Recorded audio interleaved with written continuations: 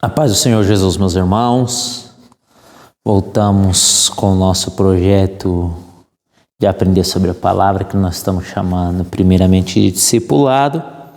Espero que todos se encontrem bem, espero que todos estejam caminhando com Jesus, firmes, esperando a volta de Jesus Cristo. E a minha oração é que Deus os abençoe a cada dia, que Deus venha os capacitar para o santo ministério e que esses estudos, esse ensino venham jogar luz para que daí você venha crescer a cada dia mais.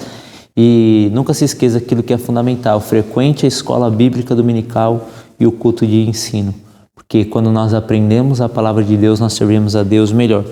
Nessa oportunidade nós vamos estudar sobre a soteriologia, doutrina da salvação. E antes de nós começarmos a falar, eu convido a você, aonde que você esteja vendo esta aula, a buscarmos a Deus em oração. Senhor Deus Todo-Poderoso, te louvamos, meu Pai, e te bendizemos. Eu quero engrandecer, ó Deus, o teu nome, glorificar e exaltar a ti. Meu Pai, queremos agradecer pelo Senhor ter enviado o seu Filho para nos salvar, meu Pai, do pecado. Deus bendito e poderoso, e nos dá a esperança, meu Pai, de um dia irmos morar contigo. Tudo isso, ó Deus, eu te peço para louvor e glória do teu nome. Amém. Então hoje nós vamos falar sobre a doutrina da salvação. Particularmente essa doutrina da salvação, para mim é uma das doutrinas mais maravilhosas da Bíblia. Sempre que eu paro para estudar, para meditar sobre isso, eu fico edificado. Porque nós somos miseráveis pecadores que não merecíamos e nunca vamos merecer. E Deus olha lá dos altos céus e já na eternidade já produz um plano de salvação. E essa salvação, ela alcança a nossa vida. Então vamos começar a falar sobre a doutrina da salvação, definindo o primeiro termo. Tem outra palavra no grego que é sozo também, mas nós não vamos trabalhar muito com ela. Eu só quero trabalhar com essa daqui, que eu vou dar um exemplo muito claro para todos poderem entender. Então, soteriologia, sotério vem de soter, né? Soter dá o sentido de salvador. E talvez se você é baiano, se tem algum parente baiano, quem nasce em Salvador é soteropolitano. Perceba, soteropolitano.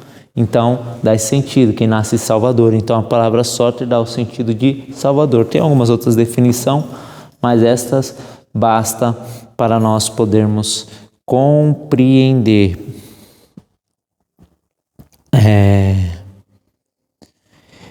E nós precisamos entender, quando nós estudamos sobre a doutrina da salvação, que nós não temos mérito nenhum.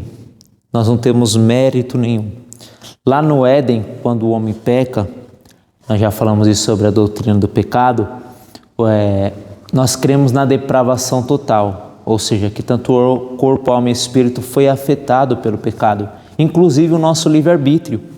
Nós olhamos lá no Éden que o homem tinha um livre-arbítrio, eu costumo chamar pleno, usar essa nomenclatura, ou seja, ele tinha um livre-arbítrio pleno, e é claro que ele tinha a possibilidade sim de pecar. Nós já trabalhamos isso em outra ocasião, porque Deus colocou a árvore no meio do jardim e falou: no dia que delas comer, certamente morrerás. O que é isso? Livre-arbítrio. Então nós cremos que o homem, ele tem o livre-arbítrio. Vamos lá também para Josué, capítulo 24. O homem, ele foi criado com livre-arbítrio. Josué capítulo 24, nós vamos ver que a Bíblia ensina sobre livre-arbítrio, nós cremos. Josué capítulo 24, o versículo 15. Porém, se vos parecer mal aos vossos olhos, servi ao Senhor, escolhei hoje a quem servir, se aos deuses a quem serviram os vossos pais, que está da além do rio, ou os deuses dos amorreus, em cuja terra habitais, porém eu e minha casa serviremos ao Senhor. Perceba que Josué está dando decisão de escolha. Está falando: vocês querem servir a Deus? Ou vocês querem servir aos deuses que serviram os vossos pais? Os deuses cananeus, de uma forma simples de falar. O que é isso? Nós encontramos aqui o livre-arbítrio. Então o homem, ele foi criado com o livre-arbítrio. E quando ele peca, o seu livre-arbítrio também é afetado. Ou seja, ele nos impossibilita de nos salvar. Então, ser humano nenhum consegue se salvar. E o nosso livre-arbítrio também, ele nos deixa inclinado para fazer as coisas que desagradam a Deus. Por que eu começo a trabalhar lá no Éden? E eu falei do livre-arbítrio pleno? Porque quando nós olhamos lá para o Jardim do Éden, entendam bem que quando eu falo de livre-arbítrio pleno, quando nós olhamos lá para o Jardim do Éden, a vontade de Adão, juntamente com a sua esposa, era de fazer aquilo que Deus mandou. Perceba que Deus, ele manda o homem colocar nome dos animais. E ele faz. Ele faz por quê? Porque ele tem o livre-arbítrio. Perceba que Deus mandou lavar e guardar. E assim ele faz porque ele tinha o livre-arbítrio. Então a vontade do homem, ela sempre foi para agradar a Deus. Ele tinha o livre-arbítrio e tinha a decisão também de desagradar. E como que ele fez isso? Desobedecendo. De forma tal que agora o nosso livre-arbítrio está propenso a fazer coisas que desagradam a Deus. O próprio Paulo vai falar isso em Romanos, quando ele vai falar que o bem que eu quero fazer, esse não faço. E o mal que eu não quero fazer, quando eu fui ver, eu já fiz. Então essa é a nossa natureza. Ou seja, hoje o nosso livre-arbítrio está inclinado para as coisas que desagradam a Deus. De forma tal que nós não temos mérito nenhum da salvação. Em Romanos capítulo 3, versículo 10, nós encontramos Paulo falando algo muito interessante. Romanos 3, 10, a carta de Paulo a Romano, ela é maravilhosa. Como está escrito, não há um justo sequer, não há um justo, nenhum sequer. Não há ninguém que entenda, não há ninguém que busque a Deus. O versículo 11 vai dizer. Ou seja, então não há nenhum justo. Não é a nossa justiça que nos salva. É a justiça de Jesus Cristo que nós vamos aprender um pouco mais. Então, com isso eu quero dizer, entendendo uma vez que o nosso livre-arbítrio foi afetado e nos deixa impossibilitado de nos salvar e de fazer coisas que desagradam a Deus. Agora, eu vou explicar um pouco mais isso para frente quando nós estiver falando sobre as boas obras. Guardem isso. E a iniciativa da salvação, ela não vem com o pecador. A iniciativa da salvação, ela vem com Deus. Quem tem interesse de nos salvar é Deus, porque o ser humano, ele é fujão. Nós encontramos lá em Gênesis capítulo 3, o versículo 9, algo muito interessante. Gênesis capítulo 3, versículo 8, na verdade. Perceba que após Adão e Eva pecar, eles vão fazer o quê? Eles vão se esconder, o versículo 8. E ouviram a voz do Senhor Deus, que passeava no jardim pela viração do dia. Escondeu-se Adão e a sua mulher da presença do Senhor entre as árvores do jardim. Então perceba que agora eles vão se esconder. Eles vão se esconder da presença de Deus. Isso mostra que o pecado nos afasta, nos deixa para ir longe de Deus. Nós já explicamos isso também. Então o ser humano, ele é fujão. Nós lemos em Romanos capítulo 3, versículo 11, que fala que não há ninguém que busque a Deus. Então nós não temos esse mérito na salvação, porque nós fugimos. E perceba que no versículo 9, é Deus que chama Adão, porque está escrito, e chamou o Senhor Deus a Adão, e disse, onde está? Então é Deus que chama os pecadores à salvação, porque o ser humano por ele próprio não consegue se salvar. Então, feito essa introdução, olhando para isso, vamos começar a entender sobre as boas obras. As boas obras, elas não salvam ninguém. Eu disse o quê? Que o nosso livre-arbítrio ele foi afetado, deixando a nossa natureza inclinada para fazer coisas que desagradam a Deus. Mas talvez você encontre pessoas que fazem coisas boas. O que é isso? Por mais que o nosso livre-arbítrio foi afetado, nós ainda mantemos em nós a imagem e semelhança de Deus. É por isso que nós encontramos pessoas que às vezes não é da igreja, fazendo coisas boas, fazendo coisas que até crentes, eles fazem, que é aquilo que está ordenado na palavra de Deus. Tem pessoas que praticam isso, mas isso não salva elas. O que salva elas é Jesus Cristo. Elas precisam de um Salvador. Mas o que eu quero que você entenda, que porque essas pessoas estão fazendo isso, também não é por elas próprias. Elas fazem isso porque elas carregam a imagem e semelhança de Deus nela. Mas essa imagem e semelhança, ela está distorcida. Então, nós precisamos entender algo. Algumas igrejas, eles vão falar que algumas denominações, a Igreja Católica, os espíritas e diversas outras seitas, eles vão falar que as boas obras salvam. Que se você fazer boas obras, no final você vai ser salvo. Mas eu quero dizer aos irmãos que isto não é bíblico. Isto não é bíblico. Vamos ler lá em Efésios capítulo 2, o versículo 8. Então fazer boas obras é louvável a Deus? É louvável. Fazer o bem agrada, tenho certeza, isso é louvável a Deus, mas isso não salva ninguém. Paulo vai escrever para os Efésios algo muito interessante, capítulo 2, versículo 8. Porque pela graça sois salvos, por meio da fé, e isso não vem de vós, é dom de Deus. Então nós somos salvos pela graça, isso é motivo de nós glorificar. Muitas igrejas, muitas denominações, muitas seitas estão falando que você é salvo por dar boas obras. Mas a Bíblia nos ensina que a salvação é totalmente gratuita. O que precisa ser para ser salvo? Só basta crer, acreditar que o sacrifício de Jesus Cristo é suficiente para nos salvar da condenação do pecado. Ou seja, então a salvação não é por obras, mas nós somos salvos pela graça. E o meio é a fé. E nem a fé ela vem de nós mesmos, porque está escrito em Hebreus 12, 2, olhando para Jesus, o autor e consumador da vossa fé. Ou seja, então Jesus também é o autor da nossa fé. Então isso nós não vamos nos gloriar de nada. Mas com isso, o salvo, ele precisa demonstrar boas obras.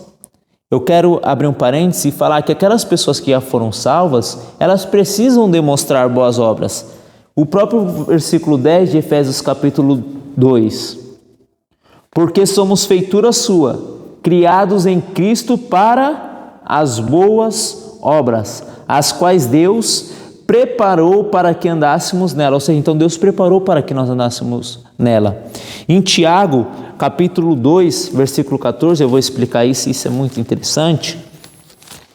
Tiago, vocês sabem que esse Tiago aqui não é um apóstolo, mas é o irmão de Jesus Cristo, era o líder da igreja de Jerusalém, capítulo 2, do 14 ao 19. Meus irmãos, que proveito se alguém disser que tem fé e não tiver obras?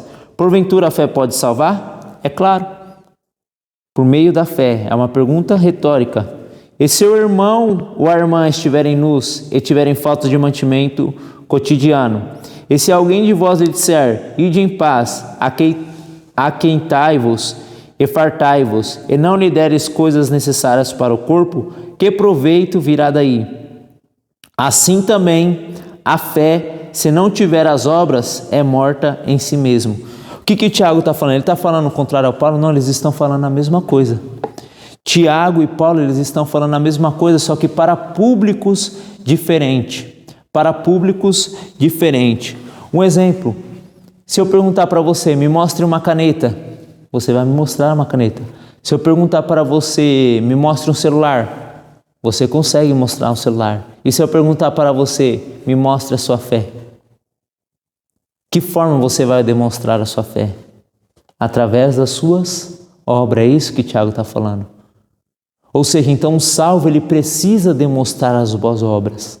Mas as obras não salvam ninguém. E quando nós falamos de obra dentro do cristianismo e dentro dos protestantes, nós não estamos falando somente de obras de caridade, obra social. Quando nós falamos aqui de obra, nós estamos falando de tudo, de amar ao próximo, de perdoar e por aí vai. Então o sentido de obra aqui no sentido do cristianismo, ele tem uma abrangência bem maior, envolve tudo isso, amar ao próximo, perdoar, o respeito. Então exige tudo isso, não é obras sociais somente. Então o salvo ele precisa demonstrar as boas obras. O próprio Jesus falou, vocês serão conhecidos que são verdadeiramente meus discípulos quando vos amarem uns aos outros. O que é isso? Boas obras. Ou seja, uma pessoa salva precisa mostrar os frutos dignos de arrependimento.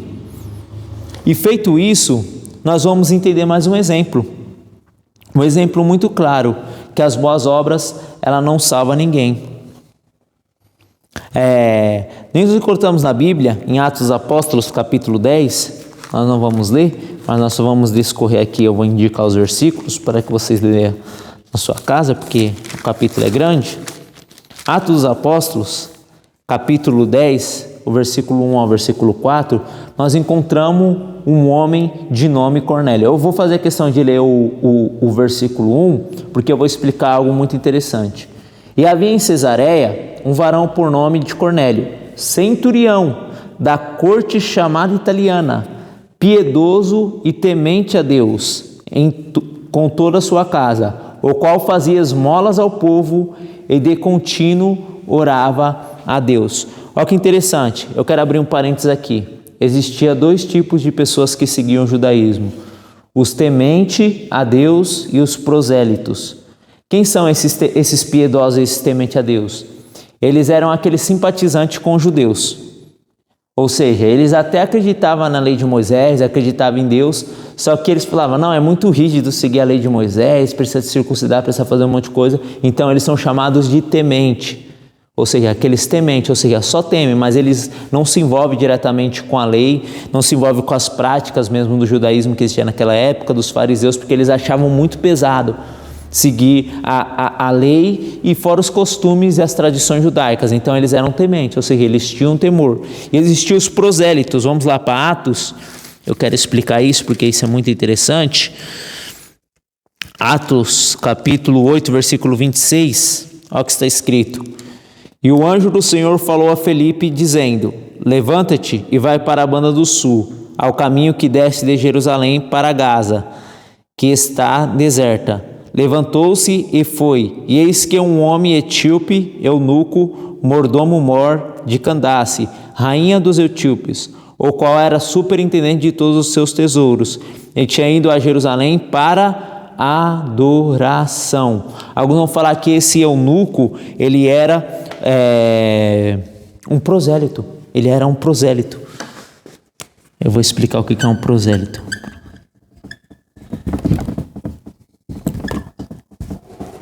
Ele era um prosélito. Então, o que são esses prosélitos? Esse prosélito é um gentil convertido ao judaísmo. Ou seja, ele era convertido, então, ou seja, ele era um prosélito, ele era trazido para isso. Então, ele seguia as ordenanças da lei e os costumes judaicos. Então, eram esses dois tipos. O temente não fazia, o prosélito sim. E por que ele provavelmente é um prosélito? Porque perceba que ele tinha ido para Jerusalém. Para o quê? Para a festa, porque os judeus tinham 3 festas principais do ano: os tabernáculos, os pentecostes e a Páscoa. Eram as 3 principais festas. Então ele estava indo como um prosélito cumprir. Então o que é o prosélito? É uma pessoa que se converte a uma religião. Então era o gentil que se converteu ao judaísmo e estava seguindo as leis. Feito isso, voltamos ao ensino. Perceba que nós lemos que Cornélio, ele dava esmola. Ele fazia boas obras. Mas se nós lemos o versículo 5, nós vamos ver que um anjo pede para ele enviar os seus servos na casa de Pedro, para que Pedro viesse anunciar para ele o evangelho da salvação. Perceba, fazia boas obras, as boas obras é louvável a Deus, mas não era salvo. Um anjo fala, vai até Pedro e traga ele, porque quando ele pregar você vai crer. Então, feito isso, ele enviou os seus servos. E se nós lemos Atos capítulo 34 ao 44, capítulo 10 na verdade, Atos capítulo 10, versículo 34 ao 44, nós vamos ver o que acontece. Pedro prega para ele. Pedro chega lá, Pedro primeiro tem uma recusa, por causa que ele vê os lençóis com os animais imundos, e Deus fala, mata e come, e ele fala, não vou comer, eu sou judeu, em outras palavras ele está falando isso, eu nunca toquei coisa imunda, e ele fala, não chame de imundo aquilo que eu santifiquei. Pedro, feita essa resistência, ele chega até esse lugar e ele começa a pregar o evangelho de Jesus Cristo. Enquanto ele prega o evangelho de Jesus Cristo, o que acontece? A família de Cornélio, ela se converteu. Vamos ler aqui o versículo 42 ao 44? Você lê o 34 ao 44 na sua casa. E nos mandou pregar ao povo e testificar que ele é o por Deus foi constituído, versículo 41, no versículo 41 não, o versículo 40. A este ressuscitou, está falando de Jesus, a este ressuscitou Deus ao terceiro dia, e fez que se manifestasse, não a todo o povo, mas a testemunha que Deus antes ordenara, a nós que comemos e bebemos juntamente com ele, depois que ressuscitou dos mortos, e nos mandou pregar o evangelho e testificar que ele é o que por Deus foi constituído juiz dos vivos e dos mortos, e estes dão testemunho todos os profetas de que os que nele creem receberão o perdão dos seus pecados pelo seu sangue. E dizendo Pedro ainda essas palavras, caiu o Espírito Santo sobre todos os que ouviam as palavras, e os fiéis que eram da circuncisão, todos quando tinham vindo com Pedro, maravilharam-se que o dom do Espírito Santo também derramasse sobre os gentios. Sobre os gentios. Então o que acontece? Se converte Cornélio e toda a sua casa. Perceba que está falando no versículo 43 aqui que nós lemos, que todos os que crêem no seu nome receberão perdão pelos seus pecados. Ele fazia boa obra, mas ele não era salvo. Precisou o quê? A pregação do evangelho chegar até a casa dele. E quando o evangelho é pregado, as pessoas ouvem a mensagem do evangelho, então ela se arrepende, porque isso começa a gerar fé no coração dela. É o que nós vamos ver mais para frente. E essa fé é uma fé salvífica, e a fé vem pelo ouvir, e o ouvir a palavra de Deus. Dessa forma o pecador, ele agora crê e aceita Jesus como seu Salvador. Então a salvação não é pelas obras, a salvação é pela graça. Nós temos exemplos na Bíblia de pessoas que faziam boas obras, mas elas não eram salvas. Elas foram salvas quando reconheceram Jesus como seu Salvador. E se você que está assistindo esse vídeo não aceitou a Jesus, entregue a sua vida para Ele, e breve Ele está vindo para nos buscar. Vamos ver o conceito de salvação no Antigo Testamento. É bom que se diga, quando nós falamos de salvação no Antigo Testamento, primeiramente que o plano da salvação, ele já foi planejado na eternidade. Deus, ao criar os céus e a terra e a criar o homem, ele sabia que o homem ia pecar lá no Jardim do Éden. E Deus, sabendo que o homem ia pecar, ele já tinha o plano de salvação. Então Deus não tem plano A, Deus não tem plano B, Deus tem sempre plano A. Vamos ler aqui em Tito, capítulo 1, versículo 2.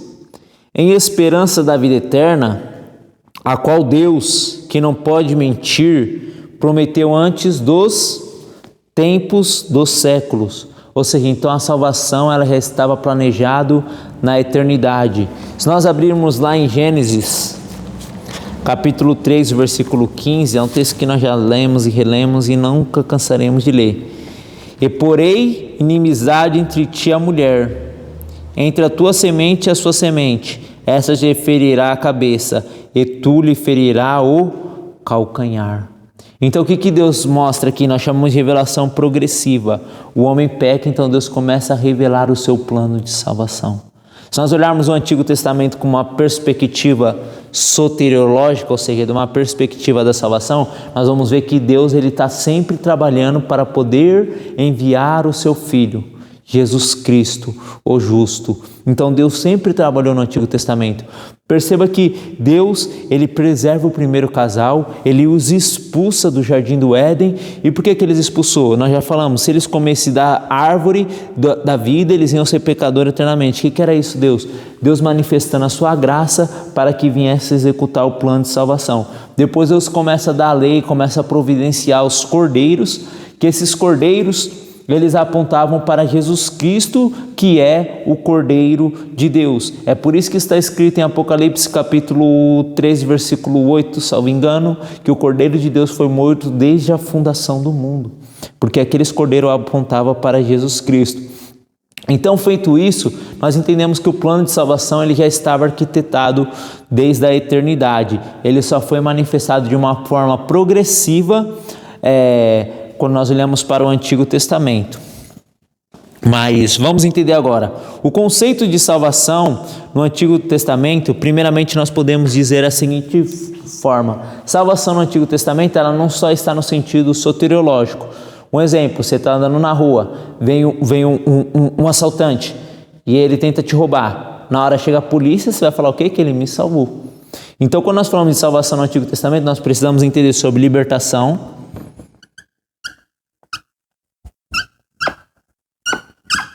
Libertação. E onde que nós encontramos isso? Em Gênesis capítulo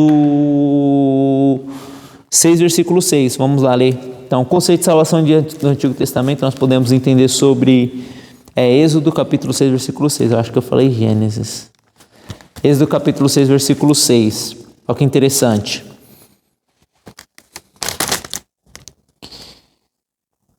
Portanto, diz aos filhos de Israel: eu sou o Senhor, e vos tirarei debaixo das cargas dos egípcios. Vos livrarei, libertação, livramento, da sua servidão, e vos resgatarei com o braço estendido e com juízos grandes. Então o que Deus estava fazendo? Libertando o seu povo da opressão de Faraó. Deus estava salvando o seu povo, libertando, perceba, resgatando. Nós encontramos esse sentido dessa palavra salvação de uma forma ampliada no Antigo Testamento. E nós encontramos também libertação dos inimigos. Juízes, capítulo 15, versículo 18. Então, salvação no Antigo Testamento também nós podemos entender como libertação dos inimigos. Juízes 15, 8. 15, 18, perdão. Falei 15, 8, 15, 18. E como tivesse grande sede, clamou ao Senhor e disse: pela mão do teu servo, tu deste essa grande salvação. Morrerei eu, pois agora de sede, e cairei nas mãos deste incircunciso. Aqui é Sansão. Perceba que está mostrando aqui a salvação, mas no sentido de livrar da opressão dos inimigos. Aqui era Sansão falando. E a salvação também no Antigo Testamento, ela também assume um caráter espiritual. Salmos 51, 12. Salmos 51, 12. Então ela também ganha esse caráter espiritual, no sentido do neotestamentário, do Novo Testamento. Torna-me a dar alegria da tua salvação e sustenta-me com o espírito voluntário. Então ela também ganha um sentido espiritual. É o que o salmista Davi ele vai falar. E como que se dava a salvação no Antigo Testamento? Uma vez que nós falamos que a salvação era só em Jesus Cristo. E Jesus Cristo, é claro que Jesus Cristo ele já tinha aparecido no Antigo Testamento, quando o anjo do Senhor aparecia. Alguns entendem que ali era, nós já falamos isso na aula de angelologia, e alguns entendem que era o próprio Jesus Cristo, né? Então, mas como? Se Jesus Cristo ainda não tinha morrido. Então, a salvação no Antigo Testamento, podemos se dizer que dava pela fé em um Salvador que viria. Lá em Gênesis 3,15 é a primeira promessa de um Salvador. E se nós olharmos no Antigo Testamento, nós olharmos a lei, nós olharmos os salmos e os profetas, eles apontavam para um Salvador. Tanto é que em Lucas capítulo 24, versículo 44, quando Jesus começa a dialogar com aqueles dois que estavam vindo de Emaús, que ele fala: convinha que se cumprisse o que de mim estava escrito na lei, nos salmos e nos profetas. Ou seja, então o Antigo Testamento apontava para esse Salvador, e todas as pessoas que acreditavam naquilo que a palavra de Deus falava que haveria um Salvador e andavam em obediência a ela, podemos dizer que elas foram alcançadas por essa salvação. Nós encontramos muitas profecias que falam do Salvador. Os profetas em Gênesis nós encontramos essa profecia. Vamos olhar para um episódio, claro, de uma pessoa que creu, que acreditou num Salvador, que acreditou que viria um Salvador. Vamos olhar lá para o episódio de Raabe, sim, uma prostituta. Josué capítulo 2, versículo 10. Raabe.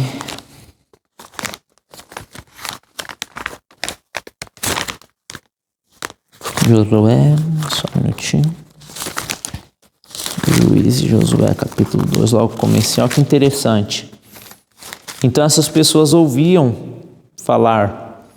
Josué, capítulo 2, versículo 10 ao 12. Porque temos ouvido que o Senhor secou as águas do mar vermelho diante de vós, quando saíste do Egito, e o que fizeste aos 2 reis dos amorreus, a Sion e a Gog, que estavam da além do Jordão, os quais destruísse. Ouvindo isso, desmaiou o nosso coração, e em ninguém mais há ânimo algum, por causa da vossa presença, porque o Senhor, vosso Deus, é Deus acima nos céus e embaixo na terra. Perceba a expressão, porque o Senhor, o vosso Deus, é Deus acima nos céus e embaixo da terra. Agora, pois, jura-me, vos peço, pelo Senhor. Perceba que era uma cananita. E agora ela já está falando para eles fazerem um juramento pelo Senhor. Pelo Senhor, pois que vos fiz beneficência, que vós também fareis beneficências à casa de meu pai, e dar-me-ei um sinal certo. Perceba que ela reconheceu o Senhor Deus. Ou seja, então ela acreditou. Ela acreditou. Então podemos pensar que ela foi salva, que ela reconhece. E ela faz o quê? Coloca uma fitinha vermelha. Alguns falam que isso representa, de uma forma, no campo do campo da tipologia, que isso representava o sacrifício de Jesus Cristo. Isso representava o sacrifício de Jesus Cristo. Então nós vemos um exemplo prático de uma pessoa que creu que existia um único Deus que salvava. E ela falou para eles, faz um juramento que você vai poupar a minha casa. E a casa dela foi provada e ela reconheceu que Deus era o Deus de Israel. Noemi, o livro de Noemi e Ruth. Ruth, ela reconhece, ela chega a falar para Noemi, o seu Deus é o meu Deus. Ou seja, ela era uma moabita, ela adorava outros deuses, mas ela se converte, ela acreditou. Então, de forma tal, ela foi salva. Então, como que se dava a salvação no Antigo Testamento? Pela graça. Mediante a fé. Na fé em quem? Num Salvador que viria. Naquele que viria para o salvar. E no Novo Testamento, quando Jesus ele morre e ele desce, nós cremos que ele desce... nós vamos falar isso um pouco mais para frente, os irmãos vão entender. Mas Lucas capítulo 16, versículo 19 ao 31, vai falar do paraíso do seio de Abraão. Nós cremos de um lado estava o paraíso, aqui no meio o abismo, aqui o Hades. O Hades existia 3 compartimentos.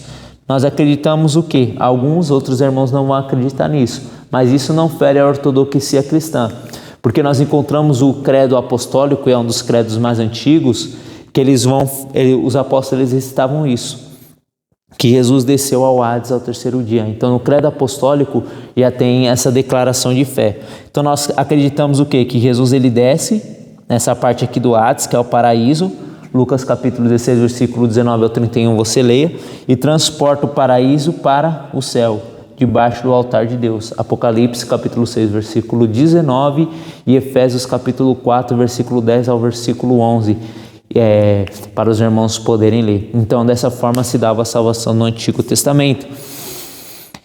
Então, agora para terminar, vou passar os exercícios. Eu quero que você explique com as suas palavras sobre o salvo, o que ele precisa fazer quando ele é salvo. As boas obras, explicar sobre isso, as boas obras na vida de um salvo, e também achar 2 textos no Antigo Testamento que fala de salvação no sentido de libertação. Você vai encontrar 2 textos. É muito fácil, muito simples para poder falar. E que Deus em Cristo Jesus possa vos abençoar. Esperamos você a próxima semana. Amém.